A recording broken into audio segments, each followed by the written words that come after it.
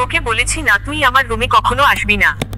তোর মতো third class মেয়েকে রাস্তা থেকে কুড়িয়ে এনে এই বাড়িতে জায়গা দিয়েছি, তার মানে এই নয় যে তুই এই বাড়ির মালকিন, যখন যা ইচ্ছা তা করবি।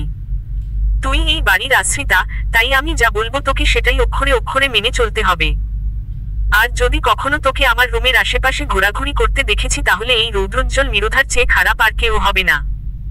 যা দূর হো আমার চোখের সামনে থেকে। শেষের কথাটায় অতিরিক্ত জোর প্রয়োগ করাই হালকা কেঁপে ওঠে রূপ। পুরো নাম রূপরেখা মির্জাবিন। এইবার সে কলেজে উঠেছে মাত্র। নবযৌবনের দ্বারপ্রান্তে এসে পৌঁছালেও তার জীবন রঙহীন অন্ধকারে ঠাসা, না আছে তাতে আলোর ছোঁয়া, না আছে একটু ভালোবাসার স্পর্শ। তার সবটুকুই যেন সে সামনে দাঁড়িয়ে থাকা অগ্নিমূর্তিরূপী মানুষটাকে বিলিয়ে দিয়েছে। রৌদ্রোজ্জ্বল মিরধা, এবাড়ির সব থেকে ছোট ছেলে। যেমন রাগী তেমন করা, এতটুকু অনিয়ম যেন সে কিছুতেই মেনে নিতে পারে না। বিদেশ থেকে পড়াশোনা শেষে দেশে ফিরে শহরের এক নামিদামি ভার্সিটিতে প্রফেসর হিসেবে যোগদান করেছে। বাড়ির সকলকে সহ্য হলেও রোদের কেন জানি রূপের প্রতি তীব্র বিতৃষ্ণা, তাকে দেখলেই রোদের রাগ মাথাচাড়া দিয়ে ওঠে। ভয়ে গলা শুকিয়ে কাঠ রূপের। হাতে থাকা কফির মগটা আরো শক্ত করে ধরে ক্ষীণ কণ্ঠে সে বলে ওঠে, মামনি বলল আপনাকে কফি দিয়ে যেতে, তাই সেটা দিতে এলাম। রূপের বলা শব্দগুলো রোদের কানে ঠিক মতো পৌঁছালো কিনা সেটা বোঝা ভীষণ কঠিন। কারণ রোদ এখনো রূপের দিকে একই অগ্নিদৃষ্টিতে তাকিয়ে আছে, যেন তাকে এখনই ভস্ম করে দিতে সে প্রস্তুত। রোদ ধীরে ধীরে রূপের দিকে কয়েক কদম এগোয়।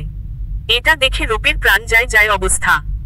এমনিতেই রাগ উঠলে লোকটার মাথা ঠিক থাকে না, রাগের মাথায় কখন কি করে বসে কে জানে। রূপও ভয়ে ভয়ে কয়েক কদম পিছিয়ে যায়। রোদ যখন রূপের একেবারে কাছে এসে পড়ে তখন রূপ নিজে থেকেই চোখ বুঝে মুখ খিচে দাঁড়িয়ে পড়ে। আর মনে মনে তার জানা সকল দোয়া দরুদ পড়তে থাকে। হে আল্লাহ, আজকের মতো বাঁচিয়ে দাও, তা না হলে বরের মুখ দেখার আগেই এই লোকের হাতে প্রাণ হারাতে হবে। লা হাওলা ওয়ালা কুওয়াতা ইল্লা বিল্লাহ। রোদ রূপের হাত থেকে এক ঝটকায় কফির মগটা ছিনিয়ে নেয়। চোখ বন্ধ থাকলেও রূপ তা অনুভব করে। ধীরে ধীরে চোখ খুললে সে দেখতে পায় রোদ একটু দূরে দাঁড়িয়ে কফি খাচ্ছে আর তার মাঝে মাঝে রূপের দিকে তাকিয়ে শয়তানি হাসি দিচ্ছে। রূপ আবারও ভয়ে মাথা নিচু করে ফেলে। কফি খাওয়া শেষ হলে রোদ খালি মগটা টেবিলে রেখে রূপকে উদ্দেশ্য করে বলে, কি ভেবেছিলি তোকে আমি স্পর্শ করব? রুমে কেউ নেই দেখে সেই সুযোগের সদ্ব্যবহার করব? রৌদ্রোজ্জ্বল মিরধার এখনো এত খারাপ দিন আসেনি যে তোর মতো এক থার্ড ক্লাস এতিম মেয়ের প্রতি সে দুর্বল হবে। যেখানে তোকে দেখলেও আমার গা ঘিন ঘিন করে সেখানে তুই ভাবলি কি করে আমি তোর কাছে যাব? নিজের লিমিটটা ভুলে যাবি না রূপ, এতে ফল কিন্তু ভালো হবে না। নাও আউট। রোদের বলা শেষের কথাগুলো এক কিশোরী মনকে ভেঙে চুরমার করে দেয়। চোখের কোণে পানি জমে, কিন্তু রূপ তা দেখায় না। হাতের তালু দিয়ে সাথে সাথেই মুছে ফেলে। মা বাবা নেই বলে উঠতে বসতে এ বাড়ির মানুষগুলোর কাছে তাকে অপমানিত হতে হয়। সেগুলো সে মুখ বুজে সহ্য করলেও কেন জানি রোদের কথাগুলো তার কাছে বেশি পীড়াদায়ক মনে হয়। এটাই স্বাভাবিক, কোনো মেয়ের পক্ষেই তার প্রাণপুরুষদের দেওয়া কষ্টগুলো সহ্য করা সহজ নয়। রূপ ধীর পায়ে রোদের রুম থেকে বের হয়ে যায়। রুমের সীমানা পার হয়ে এলে রূপ স্পষ্ট শুনতে পায় রোদ সজোরে দরজা বন্ধ করেছে। রূপ একবার সেদিকে চায়, তারপর অভিমানের সুরে বলে, একটু ভালবাসলে কি হয়, কাইল্লা ছেঁড়া। এমন একটা ভাব করে যেন তার দুটো কিডনি আমি চেয়ে বসে আছি, একটু ভালবাসলে যেন তার সব দাঁত খুলে পড়ে যাবে নয়তো মাথা টাক হয়ে যাবে। বদ একটা। রূপ হন হন করে সিঁড়ি বেয়ে রান্নাঘরে চলে আসে। সেখানে রুমানাকে, রোদের মা, রাতের খাবার তৈরি করতে দেখে রূপ তাকে পিছন থেকে জড়িয়ে ধরে। এ বাড়ির একমাত্র মানুষ যে রূপকে ভালোবাসে, আগলে রাখে। তার কাছেই রূপের সব আবদার। রুমানা রূপের মাথা হাত রেখে বলে, দিয়েছিস কফি? দিয়েছি। মুখ কালো করে বকেছে খুব? তা না করলে কি তোমার ছেলের পেটের ভাত হজম হবে? জন্মের সময় কি ওনার মুখে মধুর বদলে নিমপাতা দিয়েছিলে নাকি?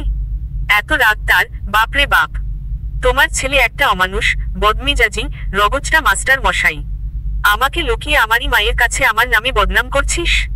এত সাহস তোর? কলেজে উঠেই এই অবস্থা, তাহলে ভার্সিটিতে উঠলে তো আমাদের মানুষ বলেই গণ্য করবি না।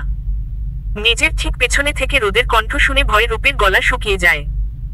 সে যখনই রোদের একটু বদনাম করে খচ্চরটা কথা থেকে উদয় হয়ে পিছন পিছন এসে তা শুনে ফেলে।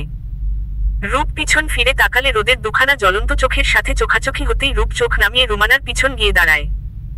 রুমানা পরিস্থিতি সামাল দিতে কৃত্রিম হাসি হেসে বলে, বাবা, তুই কাজ ফেলে নেমে এলি কেন আবার? নামতে বাধ্য হয়েছি মা। রূপের উদ্দেশ্যে কফির মগটা যে ফেলে এসেছিস সে খেয়াল আছে তোর? আমাকে কি তোর চাকর মনে হয় যে তোর অসম্পূর্ণ কাজগুলো আমি শেষ করব? রূপ নিজের জিহ্বায় নিয়েই কামড় বসায়। সে একেবারেই ভুলে গিয়েছিল। তারপর একটু সাহস জুগিয়ে কাপা কণ্ঠে বলে, ভুল হয়ে গেছে ভাইয়া, আর হবে না। এরপর থেকে আমি খেয়াল রাখব। রোদ একটু এগিয়ে যায় রূপের দিকে। এতে রূপ তার মামনির আঁচলটা খামচে ধরে। আর কি যেন বললি মাত্র, আমি বদমেজাজি মাস্টার মশাই? না মানে আসলে ভাইয়া। আহ, কি হচ্ছে এসব রোদ? মেয়েটাকে ভয় দেখাচ্ছিস কেন? বাচ্চা মেয়ে, কি বলতে কি বলেছে, এত কিছু ধরতে নেই। রোমানার মুখ ঝামটা শুনেও রোদের তেজ কমে না। ঠিকই রূপকে রোমানার পিছন থেকে বের করে নিয়ে নিজের রুমে চলে যায়। সজোরে দরজা আটকে রূপের দিকে সে ভয়ঙ্কর দৃষ্টিতে তাকায়। ভাইয়া, এভাবে আমার দিকে এগোচ্ছ কেন? সরি, আর তোমাকে মাস্টার মশাই বলবো না। প্লিজ এবার যেতে দাও। রূপের কাছে এসে রোদ তার দিকে একটু ঝুঁকে পড়ে। এতে রোদের উত্তপ্ত শ্বাস রূপের ঘাড়ে এসে পড়ে। এক অজানা শিহরণ বয়ে যায় তার সারা শরীরে। জানিস মাস্টার মশাইরা তাদের অবাধ্য স্টুডেন্টদের সাথে কি করে? রূপ নির্বাক দৃষ্টিতে তাকিয়ে থাকে রোদের দিকে। রোদ একটু মুচকি হেসে নিজের স্টাডি টেবিল থেকে একটা স্টিলের স্কেল নিতে আসে। হাত পাত। রূপ পাথরের মতো দাঁড়িয়ে থাকে।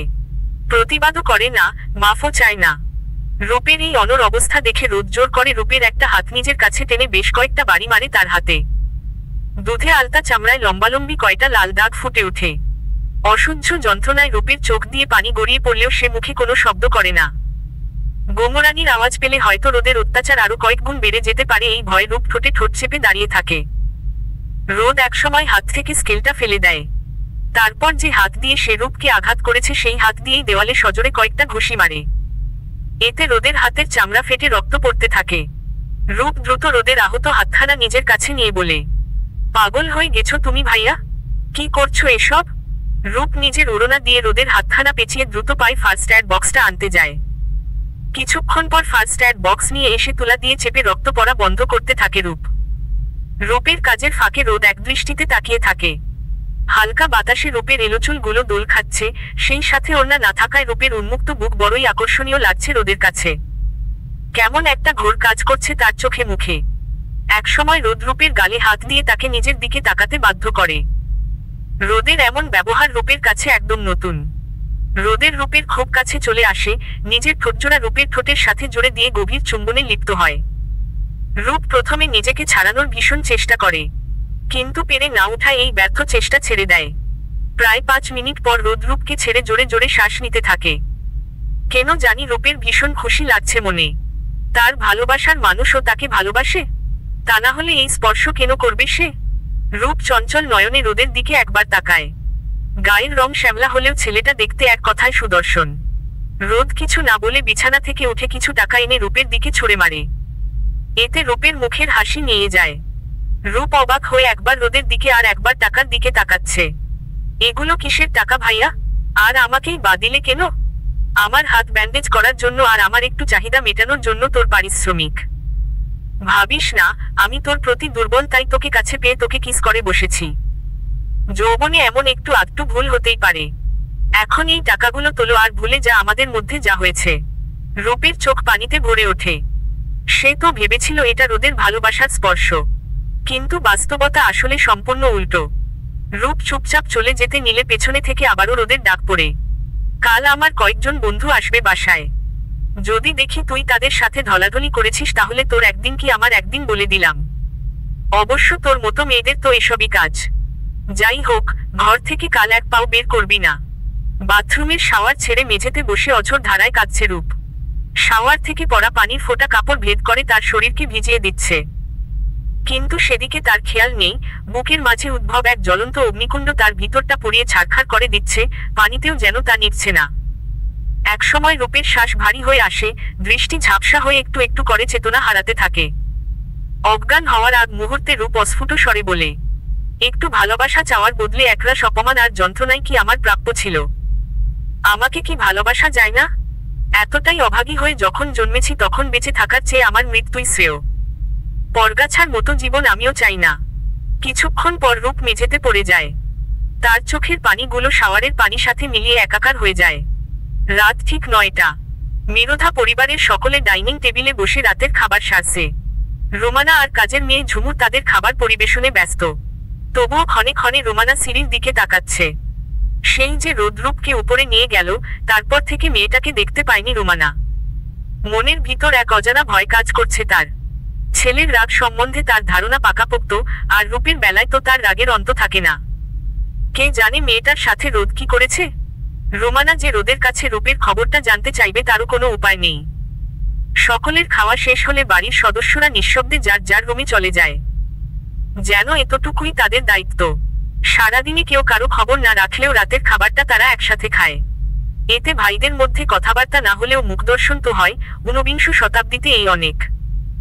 একই ছাদের নিচে থাকছে, একই টেবিলে বসে রাতের আহার খাচ্ছে, এতে ভ্রাতৃত্ব বোধ তৈরি না হলেও তারা যে এখনো বেঁচে আছে সেটা নিজ চোখে দেখতে পায়। মিরোধা পরিবারের বড় ছেলে এহসান মিরোধা, রোদের বাবা। আর ছোট ছেলে আরাফাত মিরোধা, তার এক ছেলে, এক মেয়ে। রোহান মিরোধা আর আরুষি মিরোধা। বাড়িতে ছোট বউ থাকা সত্ত্বেও সব কাজ রোমানাকে করতে হয়, কারণ কিয়া মিরোধা একজন ডাক্তার। বছরের বেশিরভাগ সময় তাকে শহরের বাইরে নয়তো দেশের বাইরে থাকতে হয়। তাই ছোট থেকেই রোহান আর আরুষি রোমানার কাছেই মানুষ। রোদ একটু ঠান্ডা পানি খেয়ে গলা ভিজানোর জন্য রান্নাঘরে গেলে রোমানা তাকে ডাক দেয়। কিছু বলবে মা? রোদ, রূপ কোথায়? রূপ কোথায় সেটা আমি কি করে বলবো? আমি কি আর বডিগার্ড যে ওর প্রতিটা গতিবিধি আমি পর্যবেক্ষণ করব? তুই তো মেয়েটাকে টেনে নিয়ে গেলি নিজের রুমে। একটু থেকে মেয়েটার সাথে এত খারাপ ব্যবহার করিস না বাবা। এতিম মেয়ে, মা বাবাকে হারিয়ে আমাদেরকেই আপনজন করে নিতে চাচ্ছে মেয়েটা। তাও যদি তোরা মেয়েটাকে তাচ্ছিল্য করিস, মেয়েটা কোথায় যাবে বলতো? এই তো আর কটা দিনই তো থাকবে তোদের বাসায়। কলেজটা শেষ করুক, তারপর একটা ভালো ছেলে দেখে রূপের বিয়ে দিয়ে দিব, যে ওকে যত্নে রাখবে। আর ও তোদের জ্বালাবে না। মেয়েটাকে এই কয়েকটা দিন একটু শান্তিতে থাকতে দে, একটু ভালো ব্যবহার কর ওর সাথে। রোমানা রূপের অন্য জায়গায় বিয়ে দিয়ে দিবে শুনে রোদের মাথায় রাগের আগুন জ্বলতে থাকে। হাতে থাকা ঠান্ডা পানির বোতলটা মেঝেতে আছাড় মেরে বলে, তার মানে তুমি ওর মাথায় বিয়ের ভূত ঢুকিয়েছ? কলেজ পাশ করতে পারলো না আর এখনই বিয়ের চিন্তা ভালো রসাতলে নিয়ে যাচ্ছ মেয়েটাকে? এমনি তো তিনি উড়নচণ্ডী, তোমার লাই পেয়ে তার আরো কয়েকটা শিং গজাচ্ছে। তো কি করব? তোদের ভরসায় রেখে যাব? আমি বেঁচে থাকতেই তোদের থেকে ওকে আগলে রাখতে পারি না। আর আমি মরলে তো মেয়েটাকে রাস্তায় ফেলে রেখে আসবি। বাবার ভালো গুণগুলো নিতে শেখ, খারাপ গুণগুলোকে আত্মস্থ করবি না। রোদ রোদ মায়ের কথার পিঠে আর কোনো কথা বলে না। রাগে বড় বড় কদম ফেলে সেখান থেকে চলে যায়। দোতলায় উঠে রূপের ঘরের দরজায় কয়েকবার টোকা দেয় রোদ, কিন্তু ভিতর থেকে কোনো সাড়া না পাওয়া এবার রোদেরও দুশ্চিন্তা হতে শুরু করে। এক ধাক্কায় ঘরের দরজা খুলে সে ভিতরে রূপকে দেখতে পায় না। এ সময় তার কানে ভেসে আসে পানি পড়ার শব্দ। তার মানে রূপ বাথরুমে আছে। এবার রোদ কিছুটা নিশ্চিন্ত মনে বিছানায় বসে রূপের জন্য অপেক্ষা করতে থাকে। কিন্তু অনেকটা সময় পার হয়ে গেলেও রূপ বাইরে বের হয় না, এদিকে এখনো পানি পড়েই যাচ্ছে। ব্যাপারটা ভাবায় রোদকে। এবার সে বিছানা ছেড়ে বাথরুমের দরজায় ধাক্কা দিতে থাকে। রূপ, এক্ষুনি দরজা খোল। দরজা আটকে কি প্রমাণ করতে চাচ্ছিস যে আমি তোর ওপর নির্যাতন করি? রূপ, দরজা খোল বলছি। রোদের মনে আবারও ভয়গুলো ডানা বাঁধতে থাকে। শরীরের সর্বশক্তিতে প্রয়োগ করে সে দরজায় লাথি মারে। এতে দরজার ছিটকিনি খুলে গেলে রোদ ভিতরে প্রবেশ করে দেখতে পায় রূপের অচেতন দেহ ভেজা মেঝেতে পড়ে আছে। রোদের চক্ষু চড়করাজ। তাড়াতাড়ি করে রূপকে পেজাকলে করে সে বিছানাতে শুয়ে দেয়। ভেজা কাপড় পরে থাকায় রূপের শরীর দেখা যাচ্ছে। এ সময় যে কোনো প্রাপ্তবয়স্ক পুরুষের জন্য তার কাপড়হীন শরীর কল্পনা করা সহজ। রোদ এক দৃষ্টিতে কিছুক্ষণ তাকিয়ে থাকে রূপের দিকে। ভেজা কাপড়গুলো চেঞ্জ করা দরকার, কিন্তু এখন কাকে ডাকবে সে? রোদ কোনো উপায় না পেয়ে রূপের একটা ওড়না নিজের চোখে বেঁধে নেয়। তারপর নিজ হাতে রূপের ভেজা কাপড়গুলো খুলে বিছানার চাদর দিয়ে তার নগ্ন শরীরটাকে আবৃত করে দেয়। তা না হলে সেও হয়তো নিজের নিয়ন্ত্রণ ক্ষমতা হারিয়ে রূপের অপূরণীয় ক্ষতি করে দিবে। চোখের বাঁধন রোদ রূপের দিকে তাকায়। কি অমায়িক মায়াবী চেহারা, যেন এক পরী ঘুমিয়ে রয়েছে শুভ্র বিছানার ওপর। রোদ না চাইতেও রূপকে নিজের সাথে মিশিয়ে নেয়।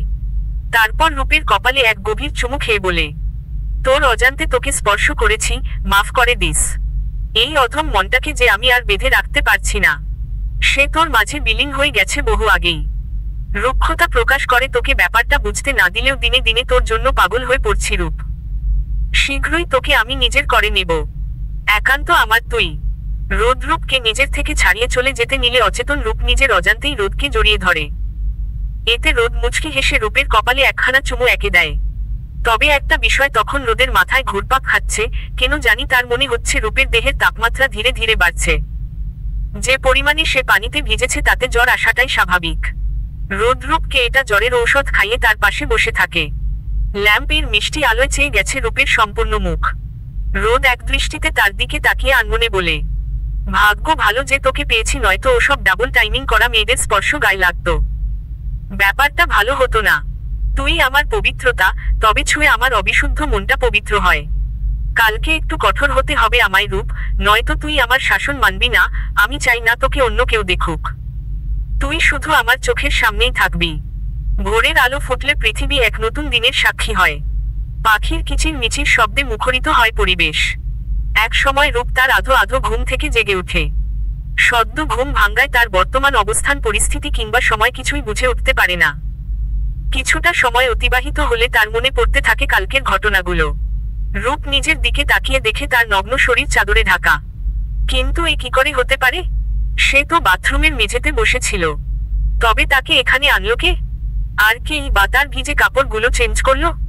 নিজেকে বারবার প্রশ্ন করেও যখন উত্তর মেলে না, তখন রূপ ধরে নেয় সেই হয়তো এগুলো করেছে। ঘুমের ঘোরে থাকায় ঠিক মনে পড়ছে না। রূপ বিছানা থেকে উঠে এক সেট শুকনো জামা পরে নেয়। তারপর রুম থেকে বের হয়ে সোজা রান্না ঘরে চলে যায়। রোমানা রূপকে দেখতে পেয়ে বলে, দিনে দিনে বড় বাদর হচ্ছিস তুই, কাল রাতে না খেয়েই ঘুমিয়ে পড়লি। বলি, আমার কি চিন্তা হয় না? মা হয়েছি তো, তাই আমার তো জ্বালা। এখন চুপচাপ খেয়ে আমাকে উদ্ধার কর। রূপ কিছু বলে না, মাথা নিচু করে রোমানার কথাগুলো গিলে খাবার টেবিলে বসে খাবার খেতে থাকে। কেন জানি তার কথা বলতে ইচ্ছা করছে না, হয়তো মনের সব কথা ফুরিয়ে গেছে তার। রূপের এমন নিশ্চুপ অবস্থা ঠিকই রোমানার চোখে পড়ে।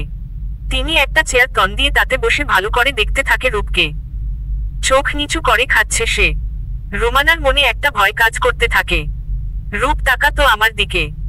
রূপ চায় না, শুধু দাদার জিহ্বা নাড়িয়ে মুখের খাবারগুলো গিলে।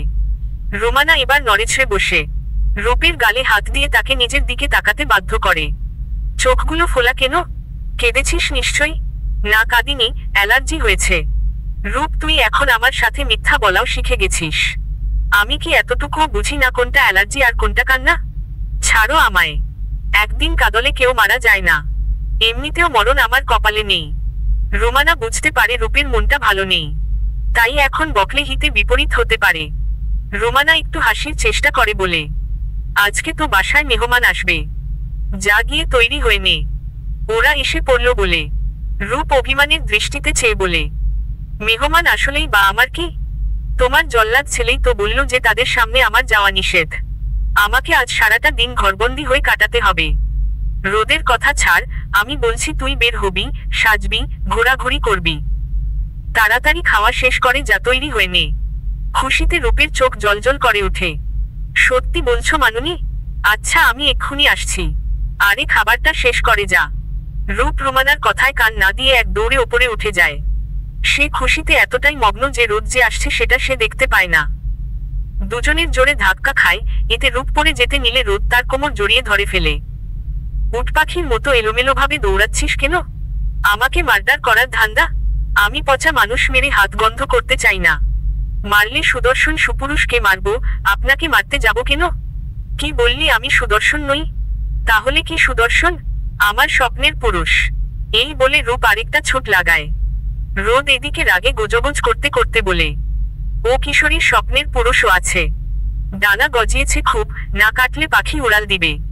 রূপ একটা পার্পেল রঙের সালোয়ার কামিজ পরেছে। চুল খোলা, ঠোঁটে হালকা লিপস্টিক, অনেক সুন্দর লাগছে তাকে। ওড়নাটা ঠিক করে রূপ একবার আয়নায় তাকায়। সবাই বলে সে নাকি তার মায়ের মতোই সুন্দর হয়েছে। আজ সত্যি নিজের চেহারায় মায়ের মুখটা যেন ভেসে উঠছে। গুন গুন করতে করতে রূপ পিছনে চাইলে দেখে রোদ দরজায় হেলান দিয়ে তার দিকে তাকিয়ে আছে স্থির দৃষ্টিতে। ভয়ে রূপের গলা শুকিয়ে গেছে। রোদ ভাইয়া, তুমি কোথাও যাচ্ছিস নাকি? না মানে এই আর কি, নিচে যাচ্ছিস বুঝি? কি ভেবেছিস আমি বুঝতে পারবো না? আমি কি গল্পের নায়কের মতো বোকা নাকি যে তুই গিয়ে একজনের কোলের ওপর পড়বি, সেটা দেখে আমি রেগে মেগে তোকে রুমে বন্দি করে শাস্তি দেব? আমি রোদ, আগেভাগেই টের পেয়ে যাই তোর পরবর্তী পদক্ষেপ। রূপ আমতা আমতা করে কিছু বলতেই যাবে, ঠিক তখনই রোদ রূপের হাতটা ধরে এক টানে তাকে নিজের সাথে মিশিয়ে নেয়। আরেক হাত দিয়ে রূপের চুলগুলোতে হাত বুলাতে বুলাতে রোদ বলে, তোকে দেখার অধিকার শুধুই আমার, সেটা হোক সাজার পরে কিংবা আগে। অন্য পুরুষের সামনে নিজেকে প্রদর্শন তোর জন্য দণ্ডনীয় অপরাধ। রোদের কথায় রূপের মনে খানিক অভিমান জমে। নিজেকে জোর করে রোদের কাছ থেকে ছাড়িয়ে বলে, আমার প্রতি তোমার এত অধিকারবোধ কবে জন্মালো ভাইয়া? আমি তো এতিম, যাকে দেখলে তোমার গা ঘিন ঘিন করে, সহ্য হয় না আমাকে।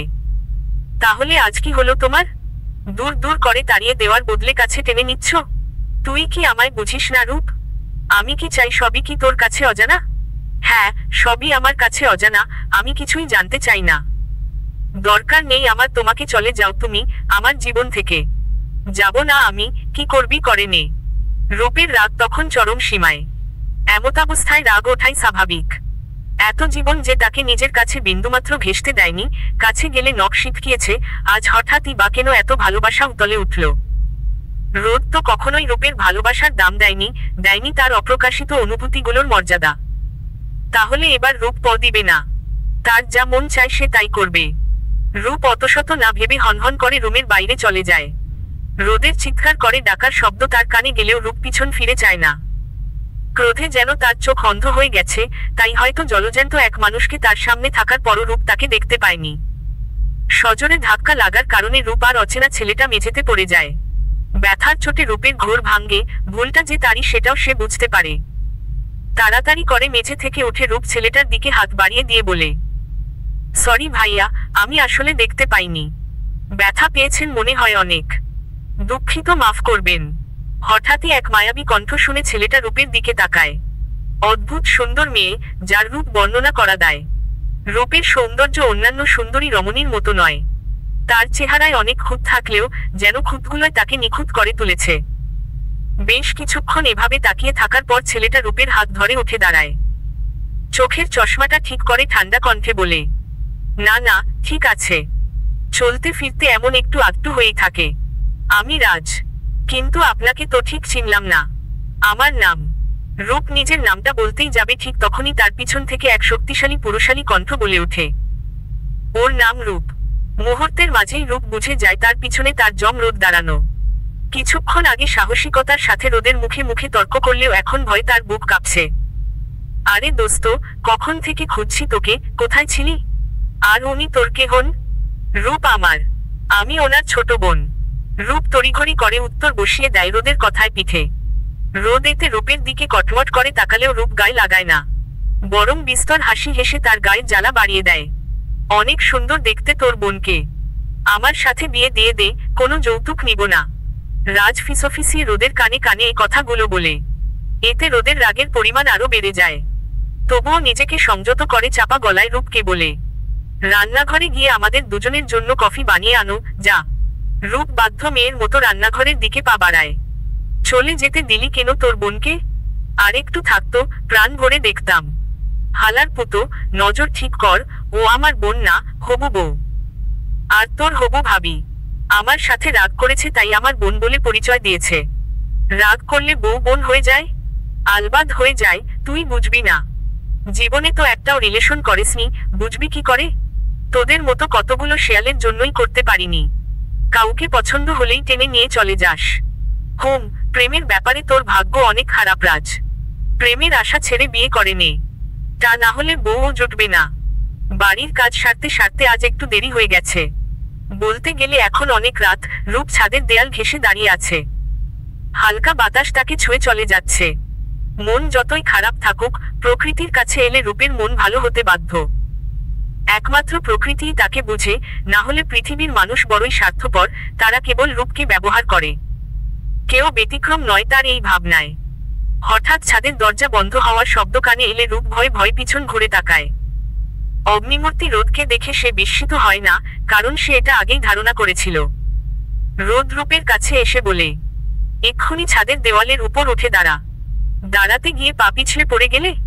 কেউ তো আমাকে ধরবার মতো নেই। তোকে দাঁড়াতে বলেছি আমি। রূপ কোনো কথা বাড়ায় না। রোদের কথা মতো অতি কষ্টে দেওয়ালের উপর উঠে দাঁড়ায়। কিন্তু কয়েক ইঞ্চির দেওয়ালে ব্যালেন্স করে দাঁড়াতে তার ভীষণ কষ্ট হচ্ছে। ভাইয়া, আমার হাতটা ধরো, পড়ে যাব আমি। রোদ কোনো কথা না বলে রূপের পা জড়িয়ে তাকে কাঁধের ওপর ফেলে সোজা হাঁটা দেয়। রূপ তো নামার জন্য অধৈর্যের মতো হাত পা ছোড়াছুড়ি করছে। কোথায় নিয়ে যাচ্ছ আমায়? নামাও বলছি, গেলেই দেখতে পারবি। রোদ চিলেকোঠার ঘরে পা রাখতেই রূপ হকচকিয়ে উঠে। সারা জীবন অবহেলে পড়ে থাকা ঘরটিকে কেউ অপূর্ব বিন্যাসে সাজিয়েছে। চারিদিকের ধুলা, অপ্রয়োজনীয় জিনিসপত্র সরিয়ে পরিষ্কার করা, তারপর মোমবাতি আর গোলাপের পাপড়ি দিয়ে সাজাতে মানুষটার কষ্ট কম হয়নি। অন্ধকার রুমে একমাত্র আলোর উৎস মোমবাতিগুলো। রূপ অবাক চোখে চারিদিক পর্যবেক্ষণ করার পর রোদের দিকে তাকায়। রোদ একটু মুচকি হাসি দিয়ে তাকে কোল থেকে নামায়। তারপর রূপের কানের কাছে মুখ বাড়িয়ে হাসকি কণ্ঠে বলে, পছন্দ হয়েছে? রূপ তখনও বিস্ময়ের শীর্ষে। রোদ তার জন্য এসব করেছে। এতদিন তো রূপ শুধু গল্পে পড়েছে, যখন পড়েছে তখন দীর্ঘশ্বাস ছেড়ে ভেবেছে, ইস, আমার জীবনেও যদি এমন এক মুহূর্ত আসতো। আজ স্বয়ং সেই মুহূর্ত তার জীবনের দরজায় কড়া নাড়ছে। এসব তুমি করেছ? জি ম্যাডাম। কার জন্য? আমার হবু বউয়ের জন্য। রোদের মুখ থেকে হবু বউ শব্দটা বের হওয়ার সাথে সাথেই রূপের মুখে অন্ধকার ছেয়ে যায়। চোখ পানিতে টলমল করতে থাকে, মনে হয় এই বুঝি টুপ করে এক দুই ফোঁটা গড়িয়ে পড়বে তার গাল বেয়ে। রূপ মুখটা অন্য দিকে নিয়ে সন্ত কণ্ঠে বলে, ওহ, তাই তো, এত সাজসজ্জা তো কোনো ভাগ্যবতীর কপালেই জুটবে। আমার তো ভাগ্যটাই খারাপ। আমাকে এনেছো কেন এইখানে? তাকে নিয়ে আসবে, আমাকে এগুলো দেখিয়ে লাভ কি? রূপের অভিমানী সুর রোদের মনকে দোলা দেয়। রূপের কথায় কথায় রাগ করার অভ্যাসটা রোদের ভীষণই পছন্দ। একগাল হেসে রূপের দুই কাঁধে হাত রেখে বলে, চোখে চোখ রেখে কথা বলতে হয় জানিস না? মেনাজ শিখিসনি নাকি? রূপ সেই মুহূর্তেই রোদের দিকে তাকিয়ে বলে, এই নিন, তাকালাম আপনার দিকে। এখন বলুন, কি বলবো? কেন আনলেন এখানে আমাকে? এমনি। রূপের গা জ্বলে যাচ্ছে রাগে। রোদ যদি বয়সে তার থেকে বড় না হতো তাহলে আজ রূপের হয়ে বেধড়ক মার খেত রোদ। কিন্তু বয়সের করে আজ সে বেঁচে গেল। রূপ নিজের কাঁধ থেকে ঝাড়া দিয়ে রোদের হাত সরিয়ে বলে, থাকুন আপনি আপনার হবু বউকে নিয়ে। আমাকে এসব আদিক্ষেতার মাঝে জোড়াবেন না। এই বলে রূপ চলে যেতে নিলে রোদ তার হাত ধরে ফেলে। তারপর এক হ্যাচকা টানে তাকে নিজের বুকের সাথে মিশিয়ে নেয়। রোদের ঘনিষ্ঠ স্পর্শ পেয়ে রূপের মন আরো কিছুটা অশান্ত হয়ে পড়ে। এই বুকে সে ছাড়া অন্য কোনো নারী মাথা রাখবে না, রাখতে পারে না। রূপ এবার হাউমাউ করে কাঁদতে শুরু করে। আপনি অনেক খারাপ রোদ ভাই, অনেক অনেক খারাপ। আমাকে একটুও বোঝেন না, শুধু আমাকে কষ্ট দেন। অস্পষ্ট শব্দগুলো বুঝতে রোদের বেশি সময় লাগে না। রূপকে সোজা করে দাঁড়া করিয়ে রোদ তার আঙ্গুল দিয়ে রূপের ঠোঁটের উপর চেপে ধরে। হুশ, আর একটাও কথা না। আজকের রাতটা আমি তোর কাদার শব্দ শুনে নষ্ট করতে চাই না। তোর ঠোঁট দিয়ে আজ শুধু আমার নাম বের হবে, আর কিছু না। মানে? রোদ তার পকেট থেকে একটা ছোট বক্স বের করে, আংটির বক্স। তারপর সেটি খুলে রূপের সামনে হাঁটু গেড়ে বসে পড়ে। আমায় বিয়ে করবি রূপ? রূপ নিজের চোখ কান কিছুকেই বিশ্বাস করতে পারছে না। সে কি সত্যি দেখছে নাকি সবই মোহ? রোদ নিজে তাকে ভালোবাসার বন্ধনে আবদ্ধ করতে চাইছে? রূপ কাপা কণ্ঠে বলে, রোদ ভাইয়া। ভাইয়া না, শুধু রোদ। বল, বিয়ে করবি? বেশি সময় নিস না, তুই না চাইলে অন্য মেয়ে খুঁজতে হবে। আফটার অল আমার বিয়ের বয়স পার হয়ে যাচ্ছে। করব, তোমাকেই বিয়ে করব। তোমাকে ছাড়া আর কাউকে বিয়ে করব না। আরে হতচ্ছাড়ি আনরোমান্টিক মেয়ে, জড়িয়ে ধরে বলতে হয় জানিস না। তাড়াতাড়ি জড়িয়ে ধর আমায়। আর হ্যাঁ, কপালে চুমু খেতে ভুলিস না। রূপ সাথে সাথেই রোদকে জড়িয়ে ধরে চুমু খায় তার গালে। গালে না, ঠোঁটে। ইস না, আমার লজ্জা করে। রূপ, যা বলছি তাই কর। রূপ কিছু না ভেবে রোদের ঠোঁটে চুমু খায়। কিন্তু সরে যাওয়ার আগেই রোদ রূপের কোমর জড়িয়ে গভীর চুম্বনে ডুবে যায়। প্রায় 5 মিনিট পার হলে রোদ রূপকে ছেড়ে দেয়। দুজনেই এখন শ্বাস নিতে ব্যস্ত। রোদ খানিকটা নেশাভরা দৃষ্টিতে রূপের দিকে তাকিয়ে বলে, রূপ আমার নাই ইয়ে পাচ্ছে। এই ইয়েটা আবার কি? বাসর আর কি? আমরা অবিবাহিত। বিয়ের আগে কি যা তা বলছো? চল না আজ রাতেই বিয়েটা সেরে ফেলি, তারপর বাসরও। আমি নিজেকে কন্ট্রোল করতে পারছি না। কখন কোন অঘটন ঘটিয়ে ফেলি, পরে কিন্তু আমার কোনো দোষ নেই। কাজের সামনে পাশাপাশি বসে আছে রোদ আর রূপ। রূপের হাতটা রোদ শক্ত করে ধরে রেখেছে যেন কোনো মতেই সে পালাতে না পারে। এতটা জোরে চেপে ধরায় রূপ ব্যথা পায়। সেটা কানে কানে রোদকে জানালেও সে পাত্তা দেয় না। একেবারে কাজীর বিয়ে পড়ানো শেষ হলে তবেই রোদ রূপকে ছাড়ে। না হলে রূপের বিশ্বাস নেই বিয়ের মাঝে হুট করে দাঁড়িয়ে হয়তো বলতো, রোদ ভাইয়া, কাউকে না জানিয়ে আমি তোমাকে বিয়ে করব না। কাজী সাহেবদের কাছ থেকে দোয়া নিয়ে রোদ রূপকে কোলে তুলে সেখান থেকে বের হয়ে আসে। রোদের আকস্মিক এই কাজে রূপ ভীষণই লজ্জা পায়। তার গাল দুটো রক্তবর্ণ ধারণ করে। কোনো রকমে রোদের শার্টে মুখ গুজে সে ঘামটি মেরে রয়েছে। রাস্তার প্রায় সকলে তাদের দিকে অদ্ভুত দৃষ্টিতে তাকিয়ে আছে। এটা রূপ না দেখলেও আন্দাজ করতে তার কষ্ট হয় না। একসময় না থাকতে পেরে সে ফিসফিসিয়ে রোদকে বলে, আপনি কি আমায় নামাবেন? সকলে কেমন করে তাকাচ্ছে। তাকাক, আমি নিজের বউকে কোলে নিয়ে হাঁটছি, অন্যের বউ ভাগিয়ে আনিনি। রূপ আর কিছু বলার সুযোগ পায় না। কাজী অফিস থেকে রোদের বাড়ির দূরত্ব খুব একটা বেশি নয়, এই 10 মিনিটের রাস্তা। অতটুকু সময় রোদ দিব্যি রূপকে কোলে নিয়ে হেঁটেছে। বউয়ের ভার যদি নিতেই না পারে তাহলে এই জিম করে তৈরি করা বডির মূল্য কি? বাড়িতে ফিরতেই রূপের চোখ চড়কগাছ। সামনে রুমানা দাঁড়িয়ে আছে, মুখে হাসি। এত কিছুর পরও হাসি। সে তো ভেবেছিল রুমানা আওটি তাকে দোষারোপ করবে, সকলের মতো বলবে রূপ হয়তো রোদকে তাবিজ করে নিজের জালে ফাঁসিয়েছে। রোদ রূপকে ছেড়ে দেয়। তারপর মায়ের কাছে গিয়ে বলে, মা তোমার বৌমাকে সাজিয়ে রুমে পাঠাও, আমি অপেক্ষা করছি। এই বলে রোদ নিজের ঘরের দিকে পা বাড়ায়। রূপের মধ্যে লজ্জা ভয় দুটোই কাজ করছে। কোনোমতেই সে রুমানার চোখের দিকে তাকাতে পারছে না। হয়েছে, আর লজ্জা পেতে হবে না। আয় তোকে তৈরি করে দিই। মামুনি। মামুনি না মা, মা বলবি আমায়। রুমানার ধমক শুনে রূপ চুপ মেরে যায়। রুমানা রোদের আনা লাল কাতান শাড়ি পরিয়ে দেয় রূপকে। তারপর নিজের হাতে তাকে সুন্দর করে সাজায়। বাহ, ভারী মিষ্টি লাগছে আমার ছেলের বউকে। আজ রাতে স্বামী যেমন চায় তেমন করেই থাকবি। আর হ্যাঁ, আমার কিন্তু বছর ঘুরতেই নাতি চাই, আগেই বলে দিলাম। রূপ লজ্জার হাসি হাসে, মুখে কিছুই বলে না। দুধের গ্লাস হাতে রূপ রোদের ঘরে প্রবেশ করতেই তার চোখ পড়ে সুঠামদেহী এক পুরুষের দিকে। খালি গায়ে ফুল ছড়ানো বিছানার উপর বসে আছে সে। রূপকে দেখতে পেয়ে সে উঠে আসে তার দিকে। রূপের হাত থেকে দুধের গ্লাসটা কেড়ে নিয়ে একশ্বাসে সবটা খেতে ফেলে। তুমি তো ভালোই রাক্ষস রোদ ভাইয়া। ভাইয়া বললি স্বামীকে? সরি, মুখ ফসকে বের হয়ে গেছে। রূপ, জানিস বাসর রাতে কেন দুধ খেতে হয়? মানে এই আর কি। মানে জানিস? তাহলে দেরি কেন, বউ কাজ শুরু করি। রূপ কথা বলার ফুরসত পায় না। তার আগেই রোদ রূপকে কোলে নিয়ে বিছানায় শুয়ে দেয়। বাকিটা নিজেরা কল্পনা করে নিন।